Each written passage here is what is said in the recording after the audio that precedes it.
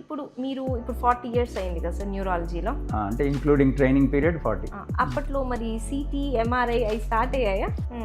అది బేసిక్గా అప్పట్లో ఏంటంటే ఇవి ఎండీలో మేము ఎంబీబీఎస్ ఎండీలో మేము ట్రైనింగ్ అంతా ఈ స్కాన్లు గిన్లు లేకుండా ట్రైనింగ్ లక్షణాలు విని అలాగే డయాగ్నోస్ చేసి మాకు తోచింది మేము ఒక కంక్లూజన్కి వచ్చి దాని ప్రకారం ట్రీట్ చేసేవాళ్ళం. ఒక స్ట్రోక్ వచ్చినప్పుడు కూడా అది హెమరేజిక్గా ఇస్కీమిక్గా అంటే 2 రకాల పక్షవాతాలు ఉంటాయి తెలుసు. ఒకటేమో రక్తనాళం చిట్లితే, ఒకటి రక్తనాళం అడ్డుపడితే, రెండింటికి ట్రీట్మెంట్ వేరే ఆపోజిట్. కానీ ఆ క్లినికల్ దీంతో మేము ట్రీట్ చేసేవాళ్ళం. ప్రాబబ్లీ కొన్ని తప్పులు కూడా జరుగుంటాయి ఆ రోజులు, స్కాన్ లేని రోజులు, స్కాన్ ఎఫోర్డ్ చేయలేని రోజులు. బట్ స్కాన్ వచ్చినాక అసలు రెవల్యూషన్, సిటీ స్కాన్ వచ్చినాక అసలు first clear understanding of brain లో ఏమవుతుంది అనేది అర్థమైంది మాకు. సిటీ స్కాన్ వచ్చి ట్రీట్ చేయడం నేరం. టెక్నాలజీ మారింది, అండర్స్టాండింగ్ మారింది. సో మనం కూడా చేంజ్ అయ్యి దానికి అడాప్ట్ అవ్వాలి.